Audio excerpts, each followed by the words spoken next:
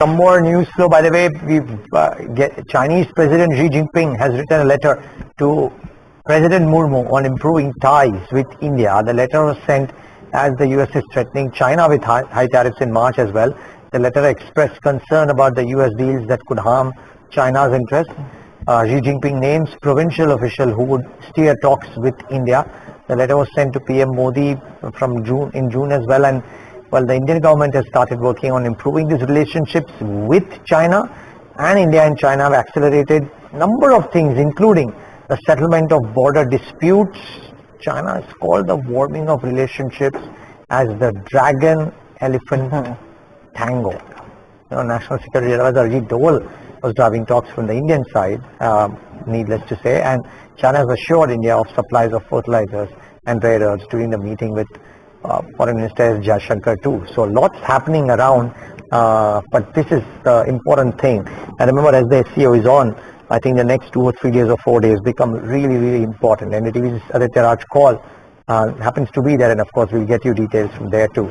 But as tariffs hit and as GST rates hopefully take shape soon, or new GST rates take shape soon, important to try and understand a very quick economic perspective of the same too.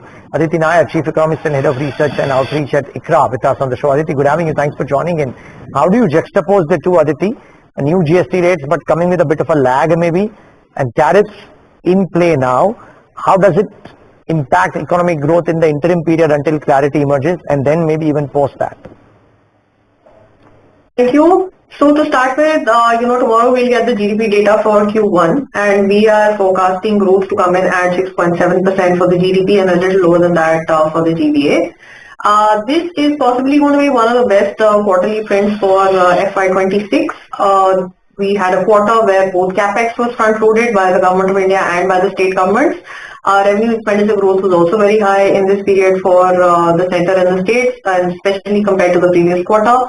And also we found that exports growth, if you look at the non-oil segment, growth was actually fairly decent at about 6%, and there was upfronting to some geographies before the tariff impact really kicked in. So broadly now 6.7% is where we're kicking off Q1, that's our estimate. And after that we have these two different drivers which are coming in. One is the tariffs, as you mentioned, and the second is the potential rationalization of GST.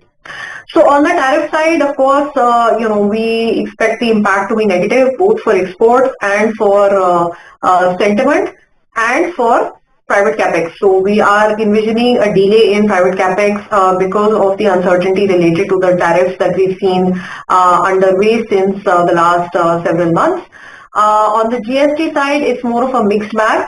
Our sense is that discretionary purchases are likely to be deferred in the second half of Q2 until the actual rationalization happens, which is, the target seems to be Diwali, which may turn out to be a little challenging. Let's see if all the states can come on board by then.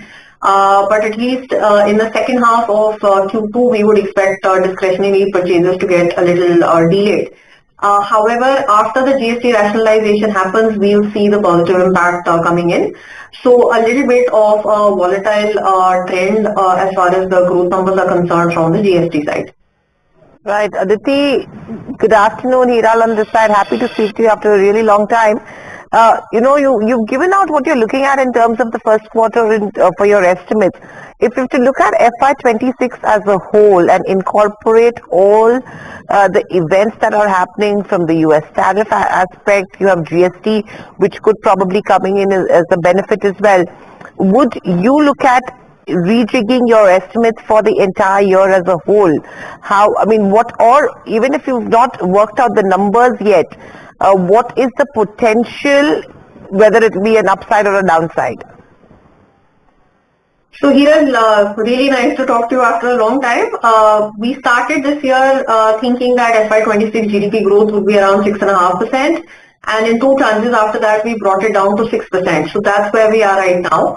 6%, obviously, upside will be if the penalty gets knocked off or if the tariffs themselves are brought down after negotiations and a very quick GST rationalization.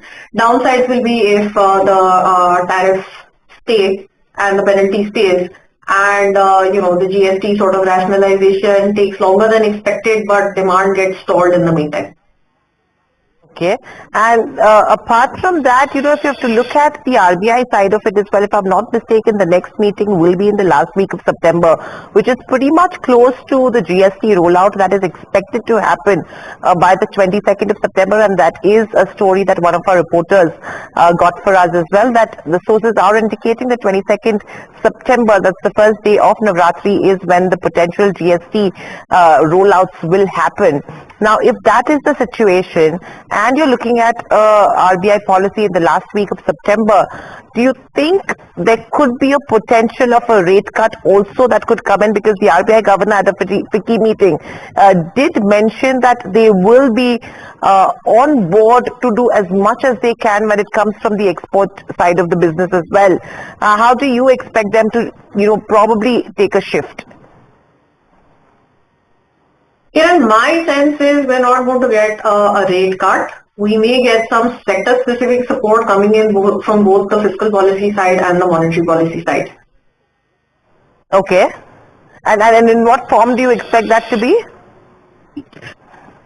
See, some sort of, on the fiscal side, some sort of package for exporters. So if I again go back to kind of a August 1 scenario, the baseline that we would have had was 50,000 crore of leeway with the government of India to either absorb lower taxes on the direct or the indirect tax side or increase either capex or give some sort of support to exporters.